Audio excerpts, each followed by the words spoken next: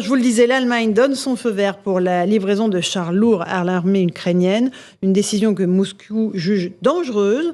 De son côté, le chancelier allemand assure vouloir empêcher une escalade dans le conflit. Écoutez la réaction des Ukrainiens après l'annonce du chancelier allemand de livrer donc ces chars. Des gens meurent tous les jours. Vous comprenez que nous ne pouvons pas le faire nous-mêmes sans l'aide de nos partenaires. Nous voulons obtenir ces chars le plus vite possible. L'équipement lourd aidera quand il y aura confrontation. L'équipement lourd donné par nos alliés aidera beaucoup. Je n'en doute même pas.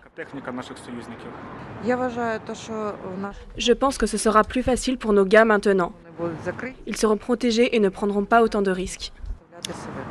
Voilà pour la situation en Ukraine. On va l'évoquer tout de suite avec le général Bruno Clermont qui est en ligne avec nous, consultant en défense. À l'instant, général, Joe Biden annonce l'envoi de plus d'une trentaine de chars Abrams en destination des Ukrainiens. Est-ce que la France reste très prudente? On va écouter Elisabeth Borne dans un instant. Est-ce qu'on est face à une nouvelle phase d'escalade selon vous ou pas?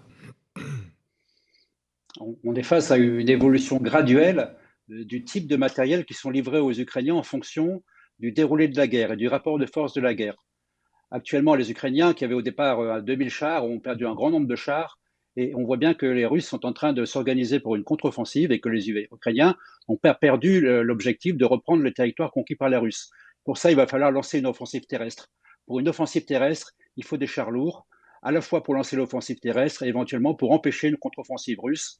Donc oui, on peut la demande d'un point de vue militaire, la demande des Ukrainiens est légitime et les Alliés ont décidé de la satisfaire avec, on va le voir finalement, une grande quantité de chars qui pourraient être livrés dans un temps raisonnable, c'est-à-dire entre 2 et 3 mois. Mais le danger, général Clermont, c'est qu'on franchisse la ligne rouge.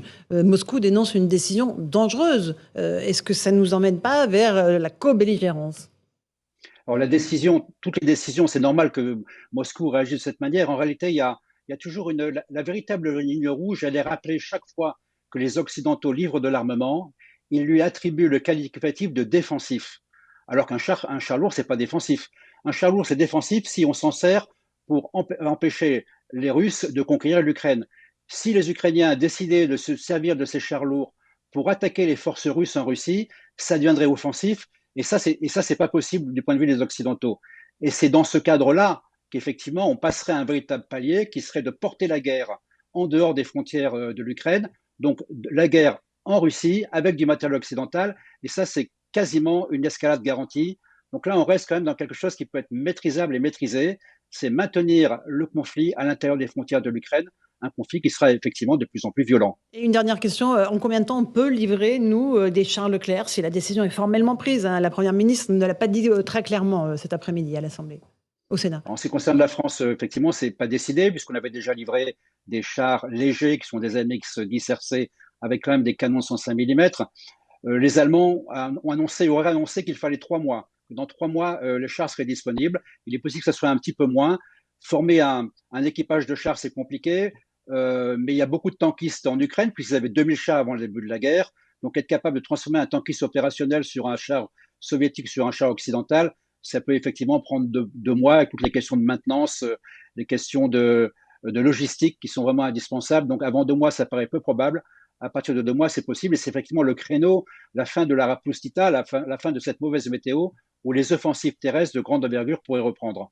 Okay, parfait. Merci. Restez avec nous, Général Clermont. On est avec Éric Revel. Nous sommes avec Marc Toitier, économiste, avec Karim Zeribi, consultant CNews, Geoffroy Lejeune, directeur de la rédaction de Valeurs Actuelles. Éric Revel, on est dans une nouvelle étape là. Oui, d'ailleurs, le général donne l'argument clé. C'est qu'il dit un char lourd, ça peut servir à défendre, mais ça peut servir à attaquer. Qui nous dit que une fois que c'est Abrams américain, c'est Challenger anglais, ou c'est Leclerc français, ou les Léopard 2 allemands ont été livrés, qui nous dit qu'ils vont pas passer d'une phase défensive à offensive. C'est là où on est, à mon sens, dans un vrai tournant. Et puis juste, mon général, il me semblait qu'il y avait 12 chars Leclerc qui étaient prépositionnés en Roumanie, quand même, qui avaient été prépositionnés en Roumanie. Donc ces chars-là, Leclerc, si le président de la République en donne l'ordre, ils peuvent arriver assez vite sur le théâtre d'opération. Alors, a priori, ces chars sont prévus de renforcer, de protéger la Roumanie, pas d'intervenir au profit des Ukrainiens. Donc, ça serait d'autres chars qui devraient être envoyés à partir de la France. Marc Toiti. Oui, moi je trouve qu'on a quand même une escalade qui est assez incroyable. C'est-à-dire que moi je me souviens, il y a un an, on nous disait, soi-disant, les spécialistes de la géopolitique disaient non mais il n'y aura pas de guerre, tout ira bien. Bon, on a vu ce qui s'est passé ensuite. Et là on dit bon, ça va se calmer. Moi ce qui me surprend quand même, c'est qu'on ne parle plus du tout de l'enjeu diplomatique. C'est-à-dire qu'on a complètement abandonné. On s'est dit peut-être qu'il faudrait peut-être arrêter, un cessez-le-feu, temporiser. Et là, moi, je trouve qu'il y a une escalade assez incroyable. Et d'ailleurs, je reviens un peu sur l'économie, c'est qu'effectivement, on parlait de la baisse d'inflation avec la baisse des prix des matières premières. Si ça s'intensifie, c'est clair que les matières premières vont repartir à la hausse, qu'il y aura encore plus d'inflation et qu'il y aura encore plus de difficultés économiques chez nous, sans parler des problèmes des retraites. Donc, on joue à un jeu extrêmement dangereux. Et ce qui m'inquiète, c'est que personne n'arrive aujourd'hui, alors c'est peut-être pas à cause de nous, arrive justement à trouver un terrain d'entente, au moins pour un cessez-le-feu, pour une négociation. Et là, il y a une sorte de surenchère. Effectivement, je suis d'accord avec Eric, qui nous dit que derrière, ça ne va pas aller plus loin et que l'Ukraine ne va pas finalement attaquer la Russie. Général Clermont, il n'y a pas de pourparlers en ce moment, on est bien d'accord. Tout se passe sur le terrain, dans les offensives et contre-offensives.